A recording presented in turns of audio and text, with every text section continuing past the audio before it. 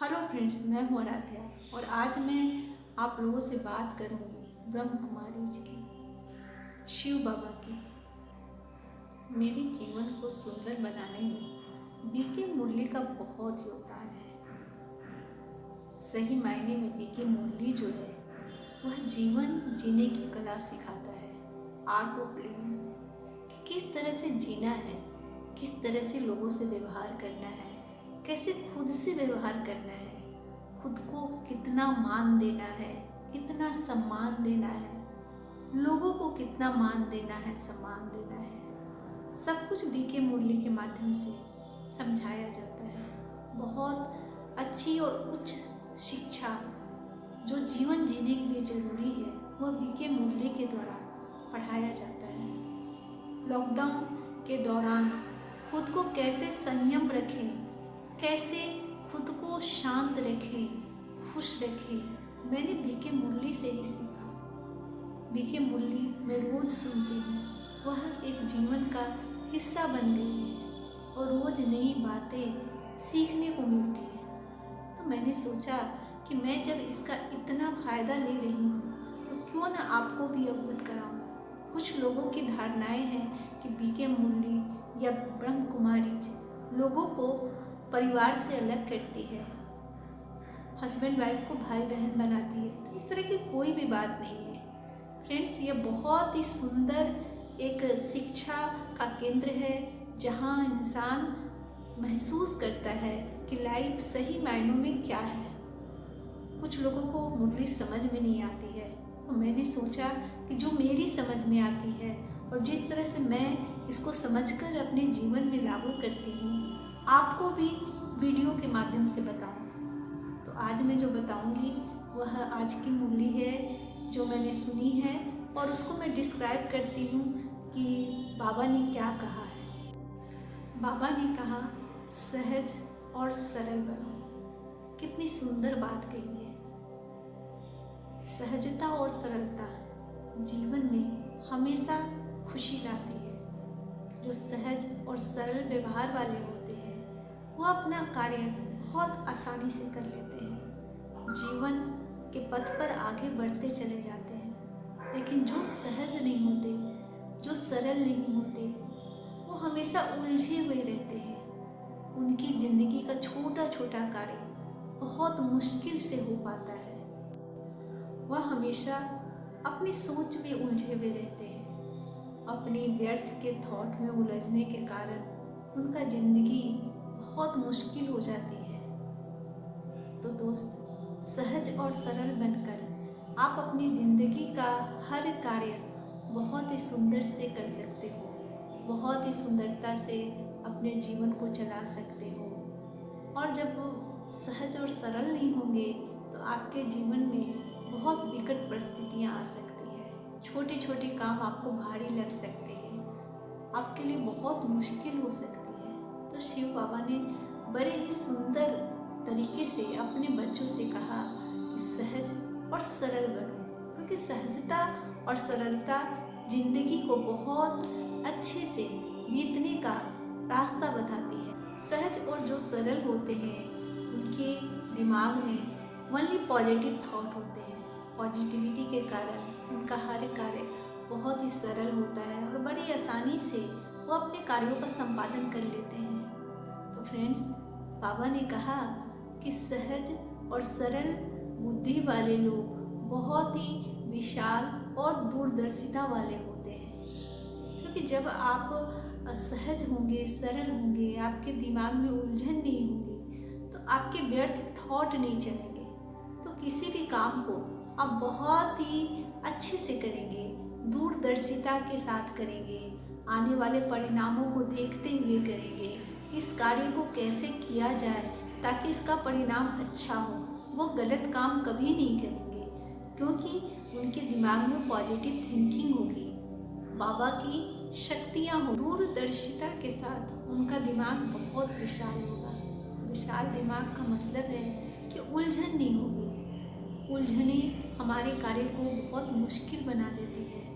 जो संकुचित दिमाग वाले लोग होते हैं वो छोटे छोटे कामों को बहुत सोच सोच के करते हैं और कई बार कर भी नहीं पाते हैं। और वैसी स्थिति में बहुत मुश्किल हो जाती है। चिंता, परेशानियाँ उनको परेशान करने लगती है और वो हमेशा दुखी और उदास रहते हैं। लेकिन सहज और सरल जो व्यक्ति होते हैं वो हमेशा खुश होते हैं, क्योंकि उनका हर कार्य बहुत ही सुंदर तरीके से संपन्न हो जाता है।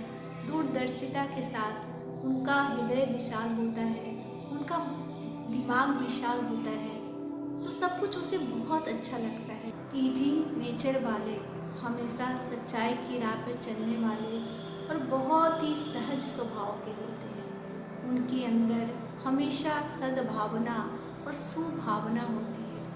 वह कभी भूल कर भी किसी का बुरा नहीं सोचते, हमेशा सबके लिए अच्छा ही सोचते हैं। वह बहुरूपी प्रतिभा के धनी होते हैं। कहने का मतलब है कि वह किसी भी परिस्थिति में अपने आप को स्थिर रखते हैं और परिस्थिति को देखते हुए भी अपने आप को बहुरूपी रूप में स्थगित कर लेते हैं। कोई किसी भी तरह का व्यक्ति उनसे मिले, चाहे वह गुस्सा करने वाला हो, चाहे वह निंदा करने वाला हो, चाहे वह ईर्ष्या करने वाला हो, लेकिन उनके संपर्क में आकर वह व्यक्ति भी आहिस्ते आहिस्ते बदलने लगता है, क्योंकि वह बहुरूपी प्रतिभा के जो धनी होते हैं वह हर परिस्थिति में खुद को अटल और स्थिर रखने का तरीका जानते हैं। वह हर इंसान से बहुत ही मीठे शब्दों में बात करते हैं। उन्हें बिल्कुल भी गुस्सा नहीं आता है। वह किसी भी बात पे तर्क वितर्क नहीं करते हैं। वह सबसे प्यार से पेश आते हैं, सबके प्रति सुभावना रखते हैं, सबके इस प्रति सद्भावना रखते हैं। तो ऐसे लोग हमेशा समाज को बदलते हैं, देश को बदलते हैं, इंसान को बदलते हैं। बाबा कहते हैं कि व्यर्थ संकल्पों की गाड़ी में ब्रेक लगाना जरूरी है, क्योंकि जब तक हम ब्रेक लगाना नहीं सीखेंगे हम अपने रास्तों को कैसे बदल सकेंगे। अगर कहीं भीड़ भाड़ होती है तो हम कैसे अपनी गाड़ी को घुमाकर दूसरे रास्ते से चले जाते हैं। तो उसी तरह से हमारे अंदर भी ब्रेक लगाने की क्षमता होनी चाहिए।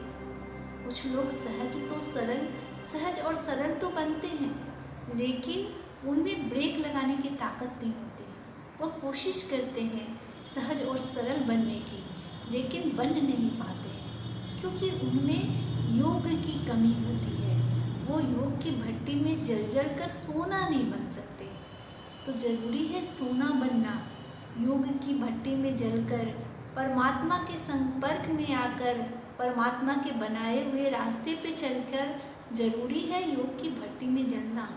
अगर आप योग की भट्टी में जलकर सोना बन जाएंगे तो परमात्मा आपके साथ होंगे, और परमात्मा आपके साथ होंगे तो आप व्यर्थ संकल्पों की जो गाड़ी है उस पर आराम से ब्रेक लगा सकते हो, आराम से रास्ता बदल सकते हो और सुंदर और खूबसूरत रास्ते पर चल सकते हो। बाबा एक और सुंदर बात कहते हैं, बहुत ही ध्यान से सुनने की बात है जो मैंने समझी।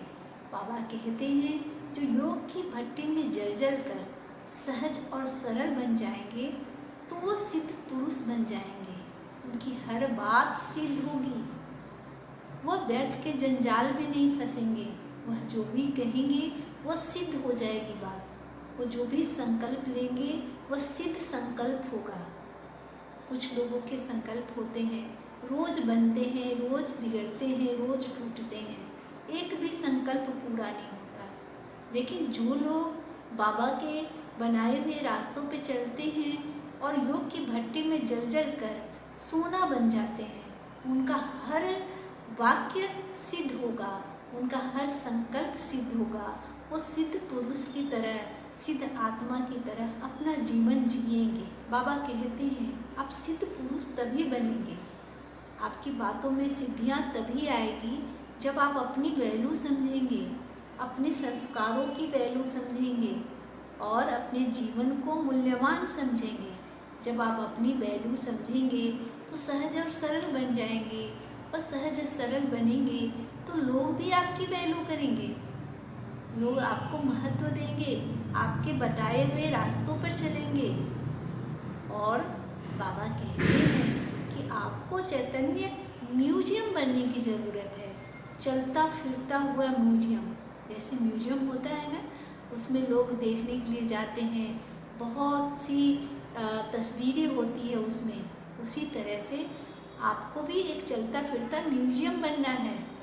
अपने मन में, अपने तन में अच्छे और सुंदर विचारों को रखना है।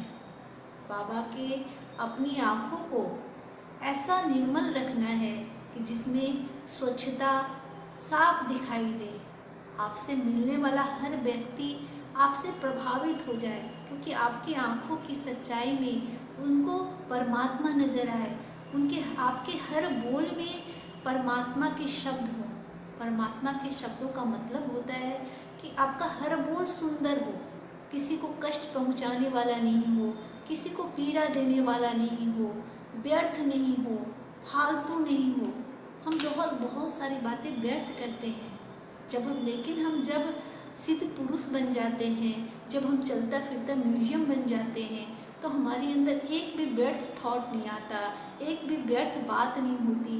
हम जो भी बात करते हैं बहुत सलीके से करते हैं और बहुत उचित बात करते हैं, तो लोग हमें देखने के लिए दूर दूर से आते, लोग हमसे मिलने के लिए दूर दूर से आते, क्योंकि हमारी जो लौकिकता है, जो हमारा म्यूजियम की खूबसूरती है, उनको प्रभावित करती।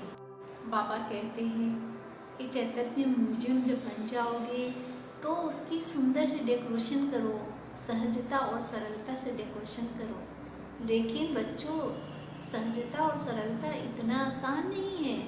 सहज और सरल बनने के लिए खुद को योग की भट्टी में जलाना पड़ता है, परमात्मा से ताकत लेनी पड़ती है, परमात्मा को याद करना पड़ता है। क्योंकि योग की भट्टी में जब जलेंगे तभी तो सहज और सरल बनेंगे, परमात्मा की याद में रहेंगे तभी तो सहज और सरल बनेंगे।